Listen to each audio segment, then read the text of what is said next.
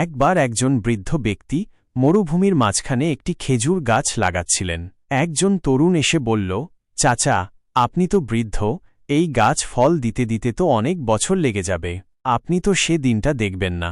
বৃদ্ধ হাসলেন, বললেন, আমি তো আমার বাবাদের লাগানো গাছের ফল খেয়েছি, আজ আমি লাগাচ্ছি যেন আমার সন্তানরাও খেতে পারে। রাসূলুল্লাহ সাল্লাল্লাহু আলাইহি ওয়াসাল্লাম একদিন বললেন, যদি কিয়ামত এসে যায় আর তোমার হাতে একটি খেজুর গাছের চারা থাকে, তাহলে যদি তুমি পারো তা মাটি লাগিয়ে দাও। সহিহ আল বুখারী, আদব মুফরাদ। এই গল্প আমাদের শেখায় নেক কাজের ফল আমরা নাও দেখতে পারি, কিন্তু আল্লাহ তাতে সওয়াব লিখে রাখেন।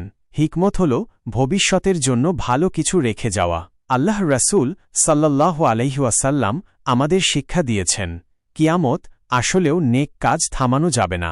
আর আমাদের নতুন ভিডিওটি সবার আগে পেতে চ্যানেলটি সাবস্ক্রাইব করে রাখুন। ধন্যবাদ।